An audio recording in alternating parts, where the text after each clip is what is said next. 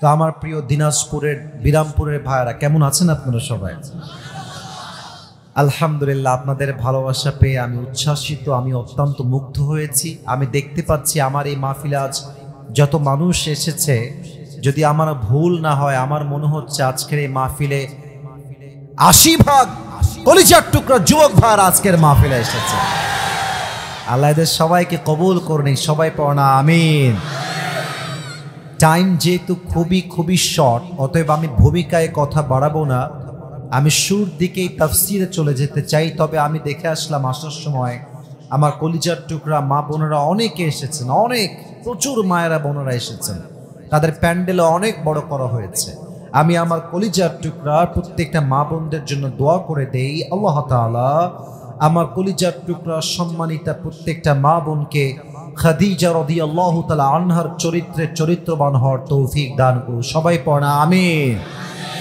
আমাদের দিনাজপুর জেলা, এটা তো রংপুর বিভাগের মধ্যে পড়ে, তাই না? মনে রাখবেন, রংপুর আপনাদের বিভাগ, এটা আমাদের জায়গা। দিনাজপুরও যেমন আমাদের, রংপুরও আমাদের। মাথায় রাখতে হবে, এই দেশটা যে দ্বিতীয়বার স্বাধীন হয়েছে, এই স্বাধীনতার সূচনা শুরু হয়েছে রংপুরের মাটি থেকে।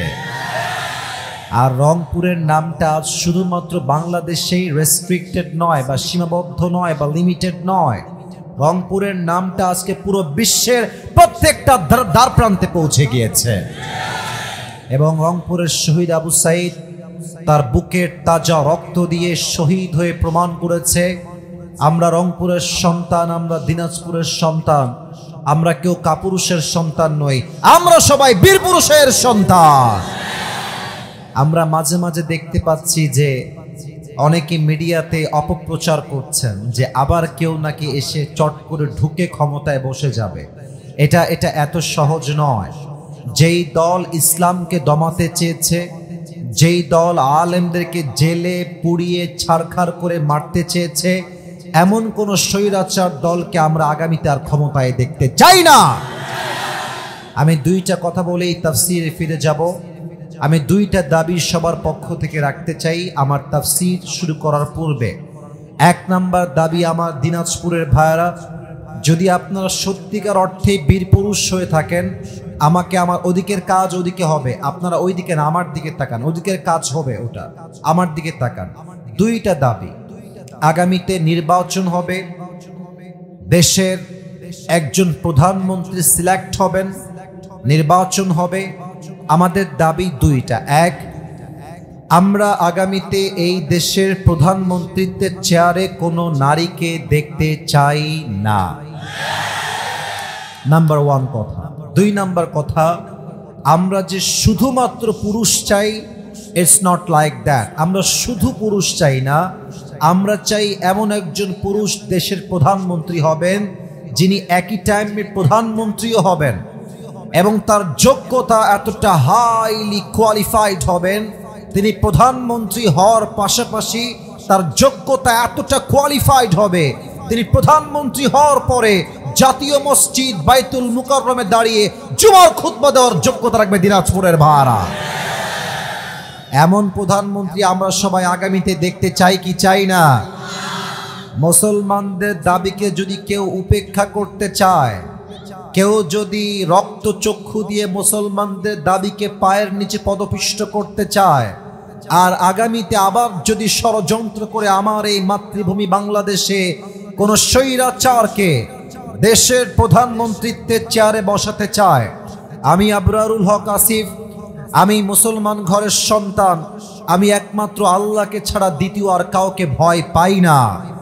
আমি স্পষ্ট ভাষায় আজকে বিরামপুরের মাটি থেকে বলতে চাই, যদি আগামীতে কোনো আলেমকে অত্যাচার করা হয়, জুলুম করা হয়, কোনো আলেমকে নির্বিচারে হত্যা করা হয়, এই দেশের প্রধানমন্ত্রীর চেয়ার যদি কোনো স্বৈরাচারকে দখল করাবার জন্য কোনো পায়তারা করা হয়, স্পষ্ট ভাষায় বলছি, আগামীতে এই দিনাজপুরের জমিন থেকে, রংপুরের জমিন থেকে একটা শহীদ আবু সাইদ নয়, হাজার হাজার শহীদ আবু সাইদ এই বুকের তাজা রক্ত দিয়ে আল্লাহর জমিনে আল্লাহর দ্বীনকে কায়েম করবার জন্য, আল্লাহর জমিনে আল্লাহর রাজ কায়েম করবার জন্য একটা শহীদ আবু সাইদ নয়, হাজার শহীদ আবু সাইদ মাথায় কাফনের কাপড় বেঁধে রাস্তায় নামতে বাধ্য হবে। কারা কারা নামবা? দুটো হাত তুলে আল্লাহকে দেখা দাও।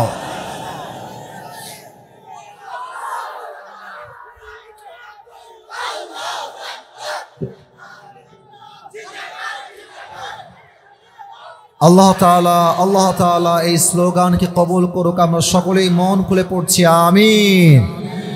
স্লোগান শুধুমাত্র মাঠে বসে থেকে দিলেই হবে না, ইমানের জোর থাকতে হবে। এমন এক একটা তাকবীর হবে বাতিলের মসনদটা থরথর করে কেঁপে উঠবে দিনাজপুরের ভাড়া। আল্লাহ সবাইকে সেই ইমানি শক্তি দান করুক। সবাই পড়া আমিন। আপনাদের যারা এসেছেন আজকের মাহফিলে, আপনাদের বউ আছে? কার কার একটু হাত তুলেন তো। বউ আছে? আচ্ছা, বউ আছে। আচ্ছা, হাত নামান। এবার বউ নাই কার কার, তারা হাত তোলেন। আপনাদের বউ নাই? Sure sure sure sure? আমি বিশ্বাস করি না। আচ্ছা, হাত নামান। আপনাদের কথা একটা আমি বলতে চাই, আমি আমার আব্বাজানদেরকে বলবো, আব্বাজান অনেক তো হলো নিজের পায়ে দাঁড়া দাঁড়া দাঁড়া স্লোগান। এবার আপনি বলবেন যে আমার ছেলেকে যদি আমি ঠিক করতে চাই, তার চরিত্র ভালো করতে চাই, আমার ছেলেকে বিয়ে দেওয়া ছাড়া কোনো গতি আমার কাছে নাই যুবক ভাইরা। এবং আমি প্রায় একটা কথা আমার মাহফিলে যুবকদেরকে সহজ করতে বলি যে আমার যুবকদের শীতকালে শীত দূর হবে কম্বল দিয়ে নয়, ল্যাব দিয়ে নয়, একমাত্র বউ দিয়ে যুবকদের শীত দূর হবে। আল্লাহ আব্বাজানদেরকে সঠিক বয়সে বিয়ে করার তৌফিক দান করুন। সকলে পড়া আমিন। আল্লাহ যেন প্রত্যেকটা আব্বাকে বোঝার তৌফিক দান করে, যেন সঠিক সময়ে বিয়ে করালে আমার ছেলে বেঁচে যাবে, তার চরিত্র বেঁচে যাবে, পুরো সংসারটাই সুখের সংসার হয়ে যাবে। ঠিক কিনা বলে? তবে আব্বারা মাঝে মাঝে বুঝলেও কিন্তু অনেক তথাকথিত মডার্ন কোয়ালিফাইড স্টাইলিশ মেয়েরা বুঝতে চায় না। তারা বলে যে আমি বিয়ে করবো, বাট টাকা ছাড়া আমি কাউকে বিয়ে করতে পারবো না। ইভেন অনেক মেয়ে আমি নিজে দেখেছি টাকা পাইলে টাকলার সঙ্গে বিয়ের পিড়িতে বসে যায়। না, এরকম মেয়ে দিনাজপুরে নাই। আরে নাই।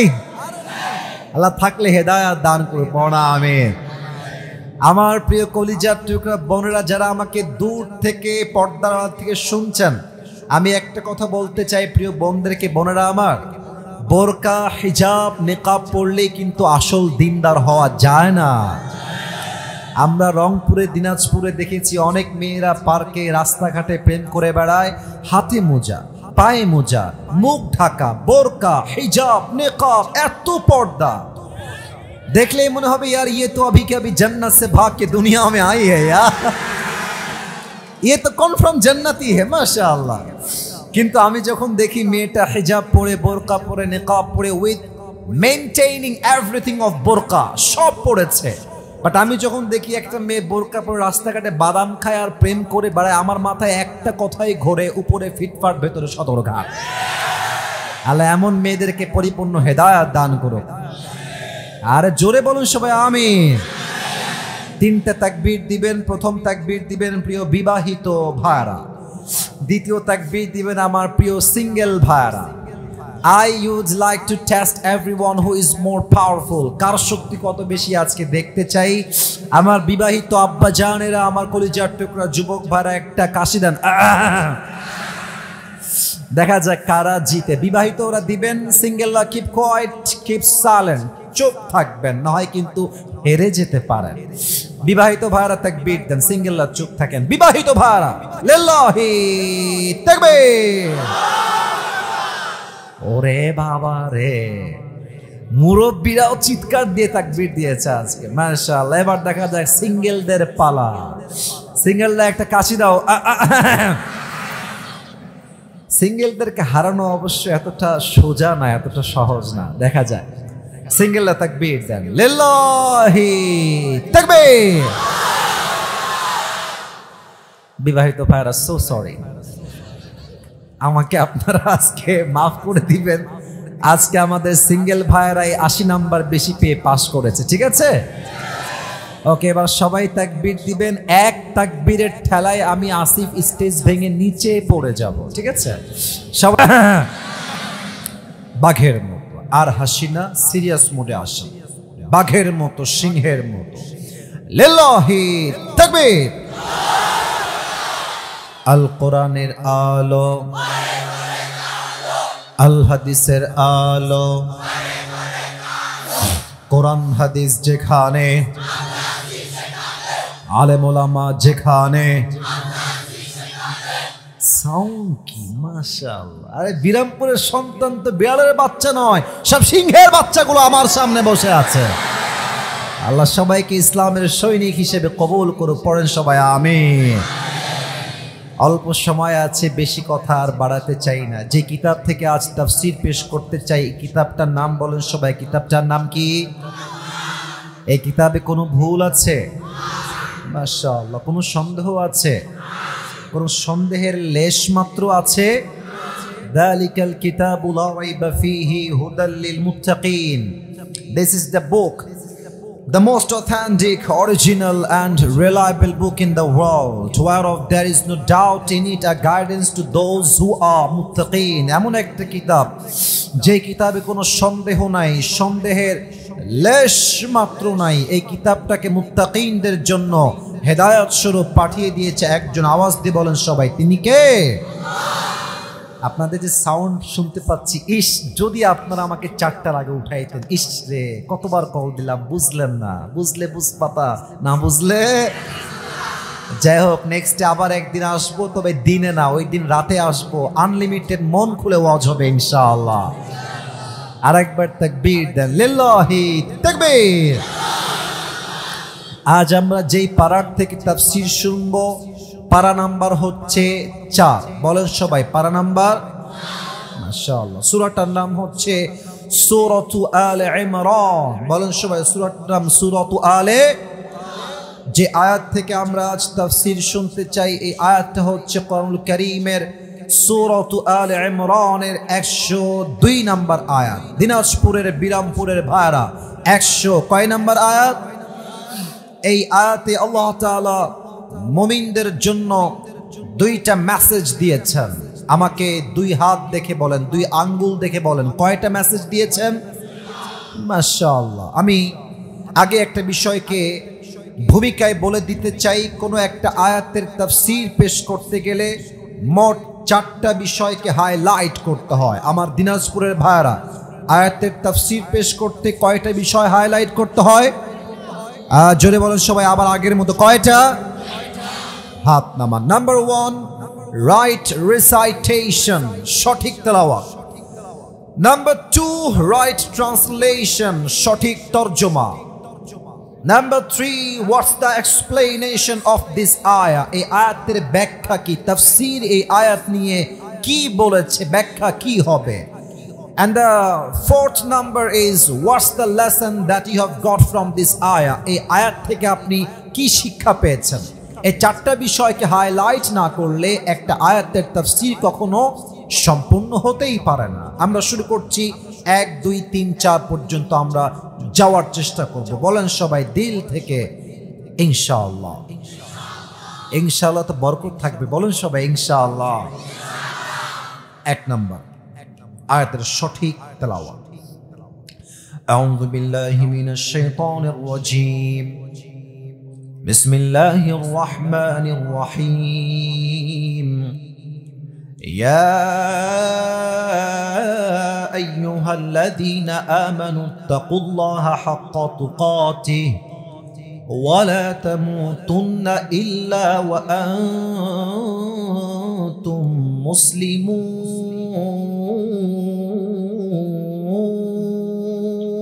আল্লাহু আকবার। সঠিক তেলাওয়াত। নাম্বার 2, ট্রান্সলেশন, সঠিক তরজমা। আল্লাহ তাআলা বলছেন in this ayah, O you who believed, fear your Lord as he should be feared. Number 1 কথা, তোমরা রবকে ভয় করো ভয় করার মতো। I repeat again, আমি আবারও বলছি, আল্লাহ তাআলা বলছেন তোমরা আল্লাহকে জাস্ট ভয় করলেই হবে না, ভয় করার মতো ভয় করো। নাম্বার 2, ওয়ালা তামুতুন্না ইল্লা ওয়া আনতুম মুসলিমুন, do not die except as a Muslim। যেহেতু তোমাকে মারা যেতেই হবে, মৃত্যু যেহেতু নির্ধারিত অনিবার্য জিনিস, যেহেতু তোমাকে মরতেই হবে, অতএব মৃত্যুর আগে মুসলমান না হয়ে কবরে যেও না। এটা আমাদেরকে আদেশ দিয়েছে একজন, তিনি কে? তরজমা শেষ। এবার আসুন আমরা আয়াতের তাফসীরে ঢুকে যাওয়া ট্রাই করি। প্রিয় ভাইয়ারা, প্রথম কথা হচ্ছে তাকওয়া নিয়ে। তাকওয়া, আমার প্রিয় ভাইয়ারা, যদি কোনো ব্যবসা আপনি করতে চান, ব্যবসার লাভ জানলে মানুষ ব্যবসা করতে আগ্রহী হয়ে যায়। যদি মনে করেন যে দিনাজপুরে লিচুর ব্যবসা সবচেয়ে বেশি ফেমাস, সবচেয়ে বেশি লাভ হয় লিচুর ব্যবসায়, আপনি একজন লোককে ডাকলেন যার বাসা হচ্ছে রাজশাহী বা ঢাকা, সে আসলে জানে না যে দিনাজপুরে কোন ব্যবসা সবচেয়ে বেশি চলে। তাকে আপনি বলবেন যে ভাই আপনি লিচুর ব্যবসা করেন, তো সে দেখবেন যে আহামরি আগ্রহী হবে না। যদি আপনি বলেন ভাই এদিকে আসেন, আপনি শোনেন, লিচুর ব্যবসা করলে আপনি প্রত্যেক মাসে কমপক্ষে 5 লাখ টাকা লাভ করতে পারবেন, দেখবেন আগে ছিল 10 ভাগ আগ্রহী, লাভ শুনলে হয়ে যাবে আরো 100 ভাগ আগ্রহী। কথা ঠিক আছে কিনা বলেন? মানুষ ব্যবসা করতে চাইলে ইন্টারেস্ট খোঁজে, লাভ খোঁজে। লাভ কি? এইটা করলে লাভ কি হবে আমার? তো আমি আজকে শিখাবো একটা আল্লাহকে পাওয়ার ব্যবসা, আল্লাহকে পাওয়ার একটা বিশাল আমল, এটা হচ্ছে তাকওয়া। আমি আগে এই তাকওয়ার বেনিফিট বলতে চাই। তাকওয়ার ইন্টারেস্টটা কি, তাকওয়া আপনার অর্জন করলে আপনার লাভটা কি হবে, এটা আমি আগে হাইলাইট করতে চাই। আমি 3টা বেনিফিট বলবো, 3টা লাভ বলবো। 1 নাম্বার, ওয়ামাই ইয়াত্তাকিল্লাহা ইয়াজআল লাহু মাখরাজা, whoever fear of his Lord, Allah will make a way out for them। যেই বান্দা আল্লাহর ভয় তার হৃদয় অর্জন করতে পারবে, সে যত বড় বিপদগ্রস্ত হোক, যত কষ্টই তার জীবনে আসুক, যত বড় বালা মুসিবত তার জীবনে আসুক, ডাজন্ট ম্যাটার। আল্লাহ বলছে বান্দার সামনে সব অন্ধকার, কিছুই দেখা যায় না, বিপদ আর বিপদ, তোর হৃদয়ে আল্লাহর ভয় আছে, আমি আল্লাহর ওয়াদা, তোর জন্য আমি আল্লাহ নিজেই রাস্তা খুলে দিব। সুবহানাল্লাহ, না সুবহানাল্লাহ বলেন সবাই, দিল থেকে বলেন সবাই সুবহানাল্লাহ। 2 নাম্বার কথা, 2 নাম্বার লাভ, ওয়ায়ারযুকুহু মিন হাইথু লা ইয়াহতাসিব। যেই বান্দার হৃদয়ে আল্লাহর ভয় আছে, আমার আল্লাহ তাআলা ওয়াদা করছেন, আমার বান্দা যদি আমার জন্য তাকওয়া অর্জন করতে পারে, ভয় অর্জন করতে পারে, তাকে এমন জায়গার থেকে রিজিক দান করব, এমন জায়গার থেকে খাবার দিব, গাড়ি দিব, বাড়ি দিব। আমার বান্দা এত এত রিজিক অর্জন করবে তাকওয়ার জন্য। আমার বান্দা কখনো এই রিজিককে কল্পনা করে না, এমন ভাবে আমার কাছে এই রিজিকটা আসবে। কম সবাই সুবহানাল্লাহ। I will provide the sustenance from the sources they could never imagine before। যেই বান্দা আমার ভয় রাখবে, তাকে আমি এমন জায়গার থেকে রিজিক দিব, খাবার দিব, ধন দিব, সম্পদ দিব, আমার বান্দা কখনো কল্পনাই করতে পারবে না। বলেন সবাই আল্লাহু আকবার। 3 নাম্বার লাভ বলে আমি আরেক ব্যাখ্যার দিকে যেতে চাই। 3 নাম্বার লাভ বড় মারাত্মক। আমাকে বলেন সবাই, উত্তরটা দিলে বুঝবো যে আসলে আপনারা কি চান। আমরা সবাই মিলে উত্তর দিতে চাই, আমিও চাই। আমরা সবাই জান্নাত পেতে চাই কি চাই না? পেতে চাই কি চাই না? আচ্ছা, যদি এমন একটা উপায় হয় যে যেই উপায়টা অ্যাপ্লাই করলে একটা না 2টা জান্নাতের মালিক হয়ে যাব, খারাপ হবে না ভালো হবে? ভালো হবে, ডাবল লাভ। সূরাতুর রহমানে আল্লাহ তাআলা বলেছেন, ওয়ালিমান খাফা মাকাম রাব্বিহি জান্নাত। This is the last benefit I am going to talk about. শেষ লাভ। আল্লাহ তাআলা বলছেন, যেই বান্দা আমি আল্লাহর ভয় অর্জন করবে, কিয়ামতে আমি আল্লাহ তাকে 2টা জান্নাতের মালিক বানায় দিব। এবার বলেন, তাকওয়ার গুরুত্ব ইসলামে আছে না নাই? এই তাকওয়ার ডেফিনিশন আমি হাদিস থেকে আজ মোট 2টা বলতে চাই। নাম্বার 1, ওমর ফারুক রাদিয়াল্লাহু তাআলা আনহু, নবীর একজন প্রিয় সাহাবী, তার নাম হচ্ছে উবাই ইবনে কাব রাদিয়াল্লাহু তাআলা আনহু। ওমর ফারুক ডাক দিয়ে বলছে, উবাই ইবনে কাব, মা তারিফুত তাকওয়া, আমাকে একটু বলেন তাকওয়া কাকে বলে, তাকওয়ার সংজ্ঞা কি? এবার উবাই ইবনে কাব ডাক দিয়ে বলছে, ইয়া আমিরুল মুসলিমিন, ইয়া খলিফাতুল মুসলিমিন, আপনি কি কখনো কাঁটাযুক্ত রাস্তায় হেঁটেছেন? কাঁটা চতুর্পাশে হেঁটেছেন কখনো? বলছে ইয়েস, আমি কাঁটাযুক্ত রাস্তায় অনেক সময় হেঁটেছি। তো বলছে, আপনি কাঁটার রাস্তায় কেমনে হেঁটেছেন, হাঁটার স্টাইল কেমন ছিল? আপনারা সবাই আমাকে দেখেন, যেহেতু সামনে টেবিল নাই, জুতা পরে আছি। তো ওমর ফারুক বললেন যে আমি নর্মাল কোনো জুতা পরতাম না, আমি বুটের জুতা পরতাম। বুটের জুতা পরলে কি হবে, নিচ থেকে কোনো কাঁটা আমার পায়ে ঢুকতে পারবে না। আচ্ছা, আর হাতে আমি অলওয়েজ একটা লাঠি রাখতাম, যেন কোনো সাপ, বিচ্ছু, বাঘ, সিংহ আমাকে অ্যাটাক করতে না পারে। উবাই ইবনে কাব বলছেন এটার নামই হচ্ছে তাকওয়া। ওমর ফারুক বলছেন কোথায় তাকওয়া আর কোথায় জঙ্গল, কোথায় কাঁটা আর কোথায় বাঘ আর ভাল্লুক? আমি তো তাকওয়ার সংখ্যা বুঝলাম না, আমাকে ব্যাখ্যা বুঝায় বলেন। এক অসাধারণ ব্যাখ্যা এটা। উবাই ইবনে কাব বললেন দেখেন ওমর, জঙ্গলে চলতে গেলে যেমন ভালো রাস্তাও আছে, কাঁটাও আছে, সাপও আছে, বিচ্ছুও আছে, বাঘও আছে, ভাল্লুকও আছে, সিংহও আছে, ঠিক দুনিয়াতে চলতে গেলে হালালও আছে, হারামও আছে। কথা, আমার কথা ঠিক আছে কিনা বলেন? আচ্ছা, আপনি প্রেম করবেন, প্রেম তো হালাল, প্রেম ডেফিনেটলি হালাল, তবে বিয়ের আগে না বিয়ের পরে হালাল। আচ্ছা, এবার বলেন চাকরি করা এটা কি হারাম না হালাল? আরে ভাই কথা ঠিক আছে, হালাল তো, বলেন সবাই চাকরি হারাম না হালাল? এখন এই চাকরি যদি হয় সুদের চাকরি আর ঘুষের চাকরি, এটা কি হালাল হবে না হারাম হবে? আমরা দেখেছি 5 আগস্টের আগে চাকরি নিতে গেলেই বলা হতো আমাকে চা খাওয়ার জন্য বেশি না 5 লাখ টাকা দিলেই আপনার চাকরিটা হয়ে যাবে। কথা ঠিক আছে কিনা বলে? আমার মনে হয় যে এখন আইন চেঞ্জ করতে হবে। যদি কোনো সরকারি চাকরি নেওয়ার জন্য আমাকে ঘুষ দেওয়া লাগে, যে ঘুষ চাইবে ওর জিহ্বা টেনে ছেড়ে ফেলতে হবে যুবক ভাইরা। আর আপনি তাকওয়া অর্জন করবেন কেমনে? আপনি চাকরি নিবেন, আপনাকে বলছে ঘুষ দিয়ে চাকরি নেওয়া লাগবে। আপনি বলবেন যে চাকরিকে আমি গুল্লি মারি, লাথি মারি, আমি ধানের ক্ষেতে ধান কেটে খাবো, মুড়ি বেচে খাবো, ভ্যান চালায় খাবো, রিক্সা চালায় খাবো, তবু হারামের টাকা আমি অর্জন করতে পারবো না, ঠিক কিনা বলে? দিস ইজ কল্ড তাকওয়া। এটাই হচ্ছে তাকওয়া।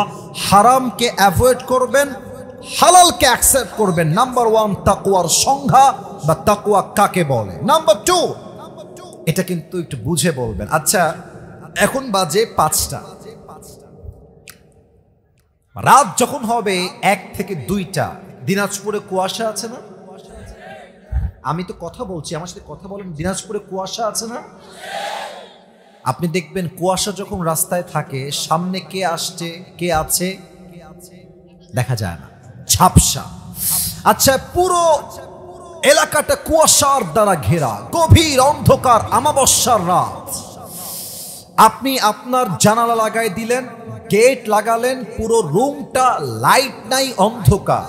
আপনি মোবাইল ফোন বের করে ব্লু ফিল্ম দেখছেন, হিন্দি সিনেমা দেখছেন। ওই মুহূর্তে you have to remember one thing, আপনাকে জানতে হবে এই কুয়াশার মাঝে, আমাবস্যার রাতের অন্ধকারে বাপ আমাকে দেখে না, মা দেখে না, বউ দেখে না, বাচ্চা দেখে না, আমাকে দেখে একজন। আওয়াজ দিয়ে বলেন সবাই, তিনি কে? দিস ইজ কল্ড তাকওয়া। এটা তাকওয়া। কেউ দেখে না, আল্লাহ দেখে। আপনারা একটা ছোট ঘটনা মনে পড়ে গেল, বলা যাবে না মনে হয়, তাই না? বলা যাবে কি যাবে না? আপনারা অনেকে চিনবেন, পাকিস্তানের একজন টপ ফেমাস স্কলার, তার নাম হচ্ছে মাওলানা তারিক জামিল। অনেকে হয়তোবা দেখেছেন ফেসবুকে বা ইউটিউবে। দেখবেন যে উনি অলওয়েজ সাদা পায়জামা, অলওয়েজ সাদা পাঞ্জাবি পরেন।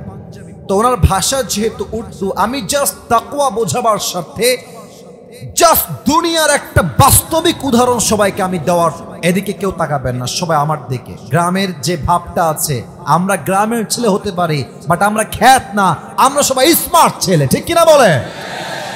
অনেক ছেলে পেলে ড্রোন দেখলে এমন ভাবে তাকায়, আমার ক্যাপশন দিতে মনে চায় গ্রামের চাচাতো ভাই যখন প্রথম ড্রোন দেখে, খবরদার ওটা কিছুই না, নাথিং এলস, নো প্রবলেম, এদিকে তাকান। সবাই তাকবীর দেন, লিল্লাহি তাকবীর। তিনি বললেন যে একজন যুবক মেডিকেলে ভর্তি হয়েছে, এটা হচ্ছে মিশনারি হসপিটাল, খ্রিস্টানদের মেডিকেল। বলেন তো, খ্রিস্টানদের মেডিকেলে যে নার্সরা থাকে এরা কি মুসলমান হয় না খ্রিস্টান হয়? খ্রিস্টান হয়।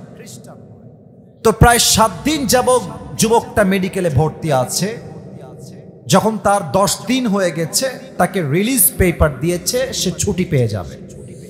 তো রিলিজ পেপার নিয়ে যে নার্স তার কাছে এসেছে, পাকিস্তানের একজন সুন্দরী নার্স, দেখতে অসাধারণ সুন্দরী, তারিক জামিল তাই বলছে তার লেকচারের ভেতরে। তো মেয়েটা এসে বলছে, मैं आपसे एक बात करना चाहती हूँ, আমি আপনাকে একটা কথা বলতে চাই, अगर आपकी इजाजत मिले तो, যদি আপনি আমাকে অনুমতি দেন তবে আমি বলবো। তো যুবকটা মাথা নিচু করে বলছে, क्या कहना चाहती है आप बताइए, কি বলবেন আমাকে বলেন। तो मेटा बोलो, अगर आप इजाजत दे तो मैं आपसे शादी करना चाहती हूँ, যদি আপনি চান আমি আপনাকে বিয়ে করব। মেয়ে কিন্তু খ্রিস্টান, যুবক কিন্তু মুসলমান। এখন যুবক বলছে, आप मुझसे शादी करना क्यों चाहती है, मैं तो मुसलमान हूं, आप तो एक ईसाई है, तो हमारी मजहब तो अलग अलग मजहब है, हमारी शादी नहीं हो सकती, ये जायज नहीं है। আপনি খ্রিস্টান, আমি মুসলমান, খ্রিস্টান এবং মুসলমানের বিয়ে কখনো জায়েজ হয় না, আপনি আমাকে কেন বিয়ে করতে চান, কারণটা আমাকে বলেন। মেয়েটা বলছে, আমি আপনাকে একটা বিশেষ কারণে বিয়ে করতে চাই। কারণটা কি? বলছে, আমি খুব খেয়াল করেছি আমার মেডিকেলে যত নার্স আছে আমি হলাম সবচেয়ে সুন্দরী নার্স সবার মাঝে। তো আমাদের এই যে রুমটা আছে, এই যে ওয়ার্ডটা আছে, এই ওয়ার্ডে আমি যখনই প্রবেশ করি সেবার স্বার্থে, আমি দেখেছি সব যুবক আমার দিকে এমনে এমনে তাকাই থাকে, আমাকে দেখতেই থাকে। बट आप एक ऐसे इंसान हैं कि जिसने आज तक मुझे घूमकर एक मर्तबा भी नहीं देखा। আপনি এমন একজন যুবক যে আমাকে আজ অব্দি একবার চোখ দিয়ে ঘুরেও তাকান না, আমি এতটা সুন্দর তাও আপনি তাকান না। তো আমি 7 দিন পরে আমাদের এলাকার একজনকে বললাম যে हमारी वार्ड में एक पेशेंट है जो मुझे एक मर्तबा भी आंख उठा के नहीं देखता, और वो मुसलमान लड़का है, वो क्यों मुझे नहीं देखता, সে আমাকে দেখে না কেন? তো সে বলল, মুসলমানদের হৃদয়ে এই চিন্তা আছে যে একজন মেয়েকে চোখ দিয়ে বিয়ে ছাড়া দেখা বিনা জরুরতে হারাম। তো যখন কোনো মেয়ের দিকে কোনো যুবক তাকায় থাকে, সে এটা মাথায় রাখে যে আমাকে কেউ না দেখলেও আমাকে দেখছে একজন। আওয়াজ দিয়ে বলেন সবাই, তিনি কে? আপনি আমাকে একবারও দেখেন নাই, জাস্ট আল্লাহর ভয়ের জন্য। तो मैंने ये सोचा कि जो बंदा अल्लाह के साथ इतना ऑनेस्ट है, इतना लॉयल है, इतना सच्चाई उसमें है, इतना डर अल्लाह का उसके दिल में है, अगर वो मुझसे शादी कर ले तो मुझे कभी भी धोखा नहीं दे सकता। ठीक ही ना बोले? সেই মেয়েটা বলল, আপনার মতো রবকে ভয় করা বান্দা যদি আমাকে বিয়ে করে, আমার বিশ্বাস আপনার মতো মুসলমান যুবক কখনো আমাকে ধোঁকা দিতে পারবে না। ঠিক কি না?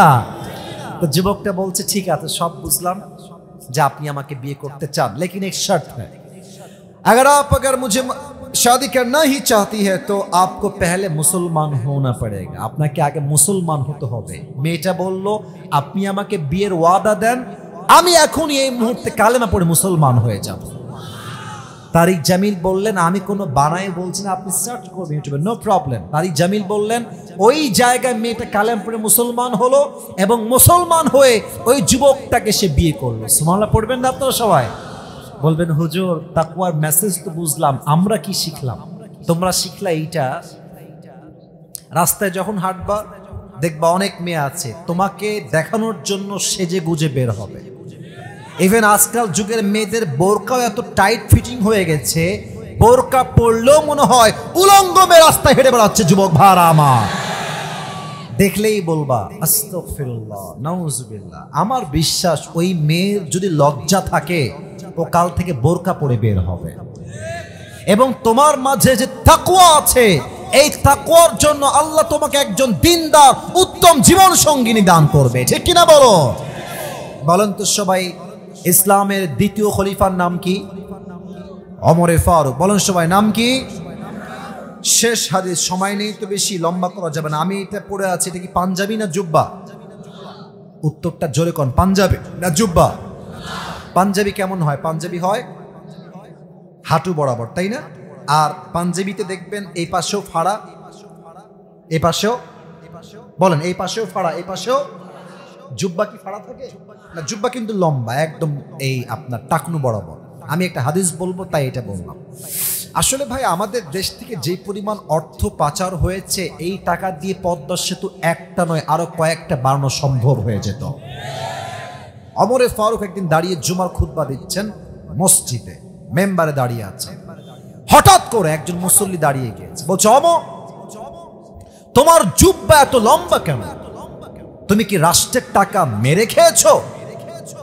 এই কথা শুনে তো আমাদের দেশের কোন চেয়ারম্যান হইলে যে বলবে তার পিঠের চামড়া একটাও বাকি থাকতো না, ঠিক কিনা বলে? ওমরে ফারুক শুনে আমার দিকে তাকান সবাই, আমার দিকে। ওমরে ফারুক এত বাজে কথা শুনে মুচকি হাসতেছে, কোনো রিয়াকশন নেই। আর ডান পাশ থেকে তার ছেলে আব্দুল্লাহ ইবনে ওমর দাঁড়িয়ে গিয়েছে, বলছে কি বললেন আপনি? এটা আপনি জানেন বাস্তবতা কি এখানে? বলছে আপনি বসেন, আমি বলছি আমার বাবার জুব্বা লম্বা হয়েছে কেন। এবার ওমরে ফারুক রাদিয়াল্লাহু তাআলা আনহুর সন্তান আব্দুল্লাহ ইবনে ওমর ডাক দিয়ে বলছে, ভাই আমার, প্রত্যেক বছর রাষ্ট্র থেকে আমরা 2টা জুব্বা পাই, আব্বা একটা পাই, আমি একটা পাই। এই বছর যেই জুব্বা আমার আব্বাজান পেয়েছে, জুব্বাটা সাইজে ছোট হয়ে গিয়েছে। আমি 2টা টিস্যু নিচ্ছি জাস্ট বোঝাবার। আমার হাতে কয়টা টিস্যু আছে? আচ্ছা, আমি হাদিসটাকে জাস্ট প্র্যাকটিক্যালি বোঝাতে চাই, তাই এই টিস্যুটা আমি একটু ছেড়ে ফেললাম। তাই আপনারা এবার আমাকে হাতে দেখে বলেন তো, আমার হাতে যেই 2টা টিস্যু আছে, এটা হচ্ছে আমার ডান হাত, এটা আমার বাম হাত। বলেন তো বাম হাতের জুব্বা বেশি লম্বা আর ডান হাতের জুব্বা বেশি লম্বা কোনটা? বাম হাতের। কারণ কি? এটা লম্বা বড় আর এইটা ছোট। তো এটা হচ্ছে ওমরে ফারুকের জুব্বা, এটা হচ্ছে তার ছেলের জুব্বা, সাইজে ঠিকঠাক পারফেক্ট লম্বা আছে। তো ওমরে ফারুক যখন দেখলেন জুব্বাটা শর্ট হয়ে গিয়েছে, উনি একজন রাষ্ট্রের প্রধানমন্ত্রী, উনি চাইলে নতুন একটা জুব্বা কিনতে পারতেন কি পারতেন না? পারতেন। উনি কি করলেন? জুব্বা কেনেন নাই। বলছে আব্বা যাও, তোমার জুব্বাটা নিয়ে গিয়ে একটু কেটে নিয়ে আসো। এটা কেটে নিবা এবং কেটে এই জুব্বার তালিটা আমার জুব্বায় লাগিয়ে সেলাই করে দিবা। ওমরে ফারুক তার ছেলের জুব্বা ছিঁড়ে নিজে সেলাই করে পট্টি দিয়ে পড়েছে, একটাই কারণ, রাষ্ট্রের 1 পয়সা যদি আমি মেরে খাই, আমাকে কেউ না দেখলেও আমাকে দেখবে একজন। আওয়াজ দিয়ে বলেন সবাই, তিনি কে? এটার নাম তাকওয়া। এই তাকওয়া যদি এই দেশে থাকতো, চুরি বন্ধ হয়ে যেত, ডাকাতি বন্ধ হয়ে যেত, জেনা বন্ধ হয়ে যেত, সুদ বন্ধ হতো, ঘুষ বন্ধ হতো, ধর্ষণ বন্ধ হয়ে যেত দিনাজপুরের ভাড়া, ঠিক কিনা বলে? আমি ছোট্ট একটা এক্সাম্পল দিয়ে শেষের দিকে যাব, কারণ already time is going to over, it's very short time. প্রিয় ভাই তুমি দাঁড়াও তো, জুব্বাওয়ালা প্রিয় ভাই দাঁড়াও তো দেখি। না না, তোমাকে ধমক দিব না, এমনি দাঁড়াও, সমস্যা নেই, কোনো ধমক দিব না। তোমার নাম কি? খাদিমুল ইসলাম। আচ্ছা, সবাই ওকে দেখতে পাচ্ছেন? দেখা যায় দাঁড়ায় আছে? আচ্ছা ঠিক আছে, আমি একটা ব্যাখ্যা বোঝাবার জন্য শুধু বলতে চাই, ভাই এটা যদি হয় তাহলে শুধু রুমাল, এটা যদি করতে চান শুধু রুমাল, তাহলে সবাই এড়ে রাখতে হবে, ঠিক আছে? এটা কোনো বাধ্যবাধকতা নেই, আমি আবারও বলছি। তো ওর নাম হচ্ছে খাদিমুল ইসলাম। মনে করেন যে ওকে আমি ওর ঠ্যাংটা কেটে ফেললাম, পা। আচ্ছা বসে পড়ো। এখন আমার নামে দিনাজপুরে মামলা হলো যে আসিফ হুজুর মাহফিল করতে এসে অমুক যুবকের ঠ্যাং কেটে দিয়েছে। এখন দিনাজপুরের জেলা আদালতের নিয়ম অনুযায়ী কি ফয়সালা হলো যে আসিফ হুজুরের বিচার হবে 1 লাখ টাকা আর 1 বছরের জেল। কোনো একটা বিচার পদ্ধতি সঠিক হয়েছে কিনা, ওজন ঠিকঠাক আছে কিনা, এটার জন্য আমরা যেটা ইউজ করি, ব্যবহার করি, এটার নাম হচ্ছে দাড়ি পাল্লা। বলেন সবাই, কি পাল্লা? আপনি যখন 2 কেজি পেঁয়াজ কিনেন, আপনাকে দোকানদার কি পাল্লা দিয়ে মাপে? দাড়ি পাল্লা। আচ্ছা, এবার আপনি দেখেন যে বিচারটা ঠিক হলো কিনা। ওর ঠ্যাং যেটা কাটছি ওইটা ডান পাল্লায় দেন, আর আমার 1 লাখ টাকা জরিমানা আর 1 বছরের জেল বাম পাল্লায় দেন। টান দেন তো দিনাজপুরের বিরামপুরের ভাইয়ারা, যতই টানেন সমান সমান কি হবে? আরে ভাই কথা না বললে ওয়াজ কারে করি, সমান সমান কি হবে? হবে না। আচ্ছা, আপনি আমার জেল বাড়ায় দেন আরো 2 বছর, আপনি বাড়ায় দেন আরো 3 লাখ টাকা, আবার টান দেন, সমান সমান হবে? এই কোরআন দিয়ে রাজ কায়েম হলে কি হবে? আল্লাহ তাআলা বলেছেন, কেউ যদি তোমার চোখ তুলে ফেলে, চোখের বদলে চোখ, নাকের বদলে নাক, কানের বদলে কান, হাতের বদলে হাত, পায়ের বদলে পা, জানের বদলে জান, ঠিক কিনা বলে?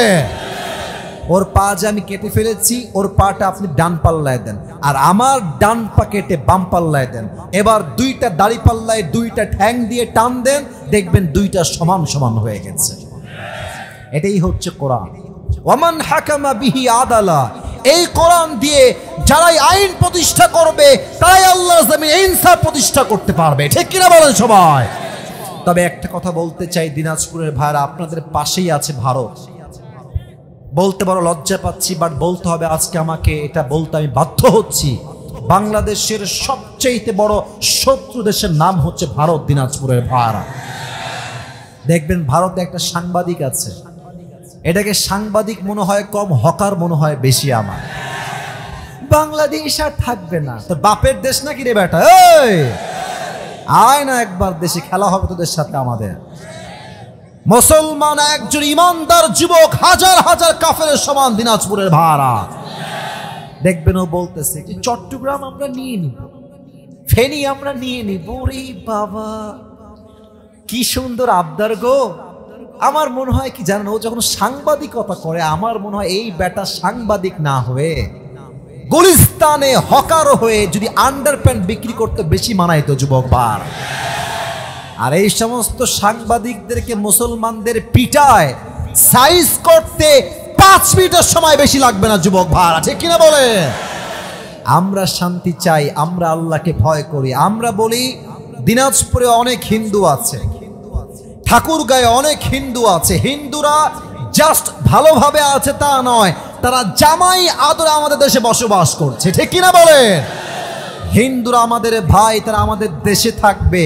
তবে কেউ যদি ভাবে সাম্প্রদায়িক দাঙ্গা লাগাই দিয়ে দেশের ক্ষমতা আবার দখল করব, মাথায় রাখতে হবে এটা খ্রিস্টানের দেশ নয়, এটা হিন্দুর দেশ নয়, এটা বৌদ্ধের দেশ নয়, এটা 90% বেশি মুসলমানদের দেশ দিনাজপুরের ভাড়া। ইয়া আইয়ুহাল্লাযীনা আমানুত্তাকুল্লাহা হাক্কা তুকাতি। সবাই 2 হাত তোলেন তো, সবাই সবাই সবাই। আমার সাথে কথা বলা যাবে না, আমি যেটা বলবো একটু পরে সেটা বলবেন। সবাই তাকবীর দেন, লিল্লাহি তাকবীর। আবেগ 2 হাত রাখেন, আবেগ দিয়ে না, এখন বিবেকের সময়। যেহেতু 1 ঘন্টার বেশি ওয়াজ করা সম্ভব নয়, যতটুকু পেরেছি ওয়াজ করেছি, আরো 5 মিনিট করবো, আমার আপত্তি নেই। তবে আমি জিজ্ঞেস করতে চাই, এই মাহফিলটা আগামীতে হোক, এটা আমরা সবাই চাই কি চাই না? আমাকে একটা ওয়াদা করবেন, বাঘের মতো 2 হাত এমনিই রাখেন, আমি যা বলি ওয়াদা করেন। বলেন সবাই হুজুর, জোরে জোরে বলেন সবাই হুজুর। আপনাকে আমরা ওয়াদা দিলাম, আজ দোয়া শেষ না করে আমরা কেউ, বলেন সবাই জোরে, আমরা কেউ উঠে যাব না। বলেন সবাই হাত তুলে ইনশাআল্লাহ। এবার হাতটা পকেটে দেন, হাতটা পকেটে দেন। আমার প্রিয় ভাইয়েরা, খুব দ্রুত যান, প্রশ্ন পরে। আপনারা সবাই ভলেন্টিয়ার যারা আছেন, কেউ যাবে না, কেউ উঠবে না এখান থেকে, শিওর থাকেন আপনারা। দিনাজপুরের সন্তানরা জবান দিলে, ওয়াদা দিলে, ওয়াদা পূরণ করতে পারে, তারা ভাঙতে পারে না। ঠিক কিনা বলে? লা ঈমানা লাহু লিমান লা আমানা লাহু। যার কথা ঠিক নাই তার ঈমানের ঠিক নাই।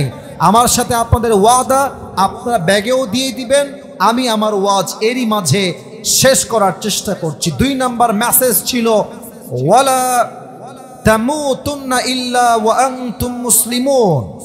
মুসলমান না হয়ে তোমরা কবরে এসো না।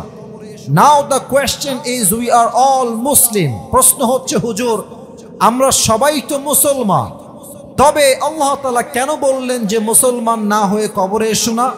উত্তর হচ্ছে, আমরা নামে মুসলমান হয়েছি, বাট কাজে এখন আমরা মুসলমান হতে পারি নাই। ঠিক কিনা বলে? বলেন তো আমার মুখে এইটা লম্বা লম্বা কি? আরে ভাই জোরে করেন, নাম কি? অনেক মেয়ে দেখবেন দাড়ি রাখলে বিয়ে করতে চায় না। আপনাকে যদি কোনো মেয়ে দাড়ি রাখার জন্য বিয়ে করতে না চায়, স্পষ্ট ভাষায় বলবেন, যেই মেয়ে আমাকে নবীর সুন্নাহের দাড়ির জন্য বিয়ে করতে চায় না, সে আমাকে কিসের বিয়ে করবে না? সে তো আমার বউ হওয়ারই যোগ্যতা রাখে না দিনাজপুরের ভাড়া। এখন যেই মুসলমান ঘরের সন্তান হয়ে দাড়িকে ক্লিন শেভ করে, সে কি আদৌ এই নাস্তিক ব্লগার আমার নবীর শানে একটা কটূক্তি করবে, তাকে জাতীয় মসজিদ বাইতুল মুকাররমের সামনে দাঁড়িয়ে ওপেনলি ব্রডকাস্টে ফাঁসির কাঠ ঝুলিয়ে হত্যা করতে হবে? ঠিক কিনা বলে? এই ডানের লোকেরা, এই ছেলেবেলে বসো, এক থাপ্পড় দিব যে পিচ্চিগুলো, এই ছেলেবেলে বসো, ফাইজলাই পাইছো মিয়া, মাহফিলের ভিতরে দোয়া না করে যাচ্ছ, অভদ্র কোথাকার। হ্যাঁ ধরো ধরো ধরো ধরো ধরো ধরো ধরো ওই ডান দিকে, অভদ্র কোথাকার। ইচ্ছা মতো উঠতেছে, এত দূর থেকে আসছি, ডান দিকে উঠে যাচ্ছে। বলছি দোয়া না করে কেউ উঠবো না। সবাই দুই হাত তুলেন, সবাই সবাই দুই হাত তুলেন, তাকবীর দেন সবাই, লিল্লাহি তাকবীর। হাত নামান প্রিয় ভাইরা। আল্লাহ তাআলা, আমি অধম যেই দুইটা আমল নিয়ে কথা বলেছি, আল্লাহ আমাদের সবাইকে আমল করার তৌফিক দান করুক। আমরা সবাই দিল থেকে পড়ছি আমিন। আজান দিয়ে দিবে একটু পরেই, নামাজের প্রস্তুতি আছে, ওযু করতে হবে, আজানের সময় দেওয়া লাগবে। আমি দোয়া করব অল্প সময়ে। দোয়ার সময় কেউ সেলফি তুলতে সামনে আসলে খবর আছে প্রিয় ভাইরা। দোয়া শেষ হবে, আমি ডান দিক দিয়ে নেমে যাব, সবাই আসেন, আপনারা হাত মিলান, মুসাফা করেন, সেলফি তুলেন, আমার কোনো আপত্তি নাই। বা দোয়ার সময় দোয়া বাদ দিয়ে সেলফির জন্য মারামারি করা, এটা চরম লেভেলের বেয়াদবি যুবক ভাইরা, ঠিক কিনা বলে? এখানে অনেক কওমি আলেমরা আছেন, হুজুররা আছেন, তারা এগুলো বিন্দু পরিমাণ পছন্দ করেন না। মেহেরবানি করে আমি যখন নেমে যাব তখন হাত মিলাবেন। দোয়ার সময় কেউ পিড়াপিড়ি করবেন না, লাফালাফি করবেন না। সবাই এবার একটু আত্তাহিয়াতুস সুরতে বসেন, সবাই লেটা মেরে না বসে আত্তাহিয়াতুস সুরতে বসলে খুবই, I will be so grateful. Please position change করেন বসার, মাশাআল্লাহ। সবাই এবার দুরূদ শরীফ পড়েন, আল্লাহুম্মা সাল্লি আলা মুহাম্মদ ওয়া আলা আলি মুহাম্মদ। ডানের ভাইরা দোয়ার জন্য বসো, একবার বললাম দোয়ার জন্য বসে পড়ো। তোমরা ভদ্র ছেলে আমি জানি, you are very decent guy. Have a seat, have a seat, sit down, বসো বসো। বামে যারা